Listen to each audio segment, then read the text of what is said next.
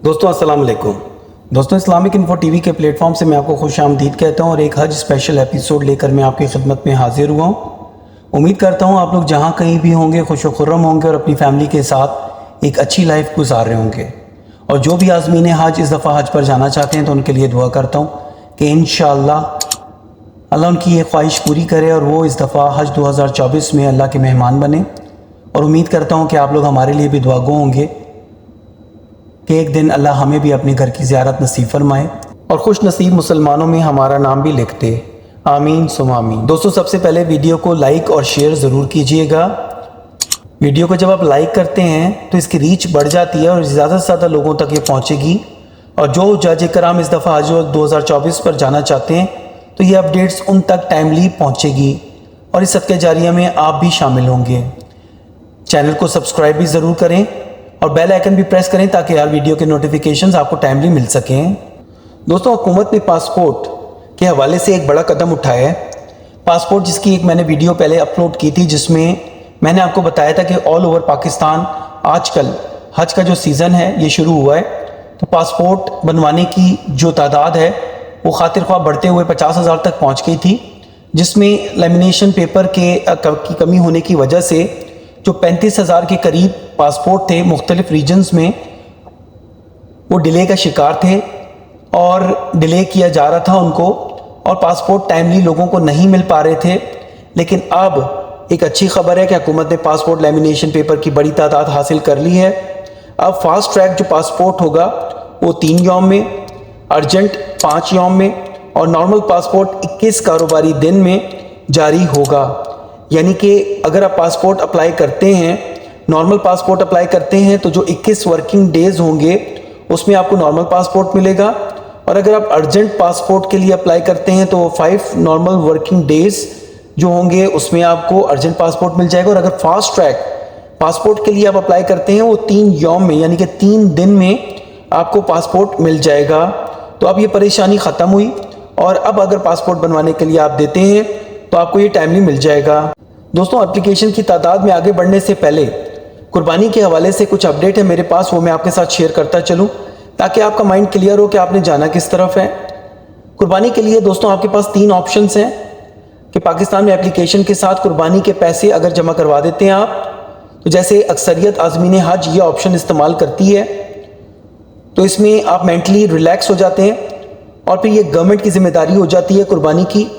इसमें जो दूसरा ऑप्शन है कि मक्का मुकरमा में सऊदी बैंकों से टोकन ले लें और कुर्बानी जो आपने करनी है तो इस ऑप्शन को अवेल करते हुए कि सऊदी बैंकों से टोकन ले लें। जो हरम के सामने मक्का टावर में बैंक का काउंटर बना होता है वहाँ से ये टोकन मिल जाते हैं। तो एक कुर्बानी करने का तरीक़ेकार ये भी है। तीसरा ऑप्शन जो आप अवेल कर सकते हैं उसमें आप खुद मंडी जाकर कुर्बानी कर सकते हैं। जाहिर है ये आप अपनी आंखों के सामने कुर्बानी परचेज़ करते हैं, अपनी आंखों के सामने उसकी कुर्बानी करते हैं और अगर आप गोश्त लेना भी चाहते हैं तो वो भी आपको मिल सकता है। अगर आप वहीं पर डिस्ट्रीब्यूट करना चाहते हैं तो वो भी हो सकता है। लेकिन ये चूँकि एक थोड़ा मुश्किल काम होता है कि उन दिनों आपने एक सीक्वेंस मेंटेन करना होता है, स्पेशली फ़िक़्ह हनफिया ने, तो ये थोड़ा सा डिफ़िकल्ट होता है कि हज की तरतीब को मेंटेन करें। और हज की तरतीब को मेंटेन करने के साथ साथ आपने जो तरतीब मेंटेन करने के लिए कुर्बानी भी आपने तरतीबवार करनी होती है। तो इसके लिए आपको ज़ाहिर ज़बाख़ाना तक जाने के लिए टैक्सी भी करनी पड़ती है और उस वक्त टैक्सियों के रेट्स काफ़ी ज़्यादा हाई होते हैं। तो इसमें फिर आपको कोऑर्डिनेट करके 2-4 हाजी अपने साथ मिलाने होते हैं तो वो फिर उसमें टाइम लगता है, क्योंकि अगर आप शेयरिंग पे टैक्सी करेंगे तो वो फिर आप 4-5 बंदों पे वो डिस्ट्रीब्यूट हो जाएगा और फिर आप अपने सामने बकरा ख़रीद कर और ज़बह करवा सकते हैं।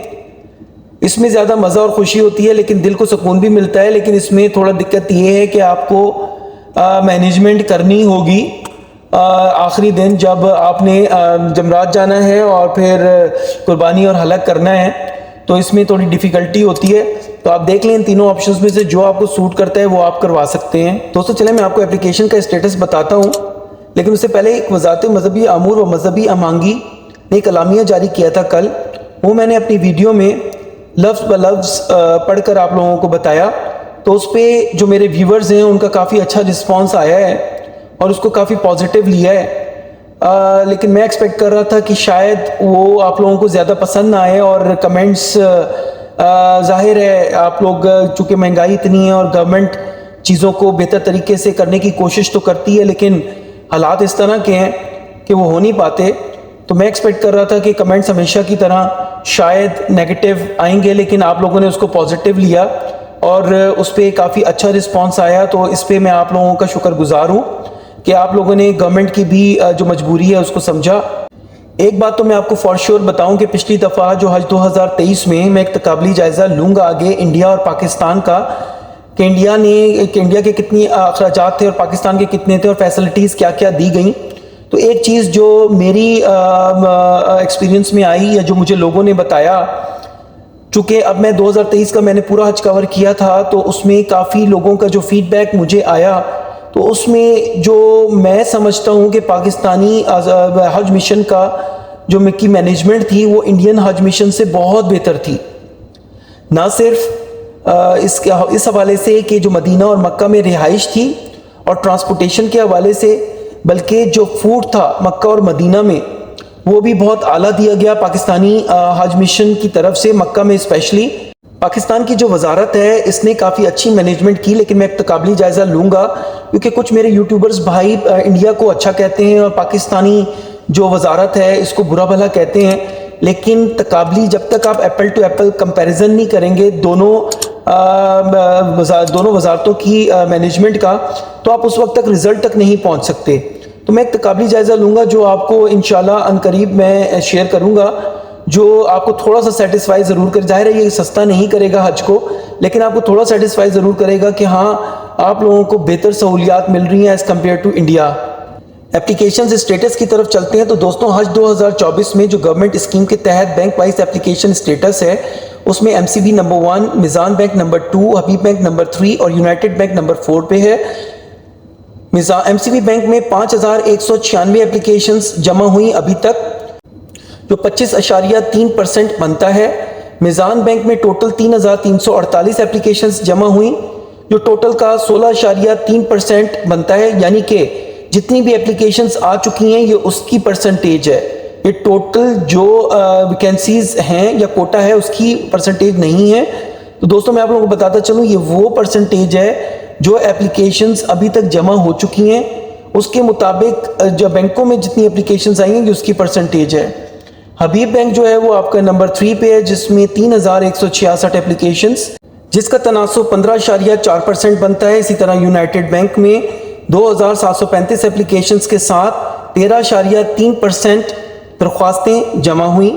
اگر اوورال دیکھیں تو ٹوٹل ڈے 11 یعنی کہ 7 دسمبر 2023 کے اختتام پر 20,556 اپلیکیشنز جمع ہوئیں اور ڈے 11 کو یعنی کہ دسمبر 7 کو 4,318 اپلیکیشنز 190 اسپانسرشپ حج اسکیم کے تحت اور 4,128 ریگولر حج اسکیم کے تحت سبمٹ ہوئیں، جو تقریباً 23.1% بنتی ہے. ٹوٹل اپلیکیشنز کی اگر پرسنٹیج دیکھی جائے تو یہ 23.1% بنتی ہے.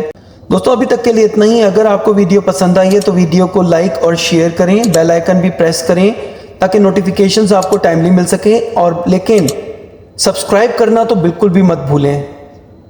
Thank you.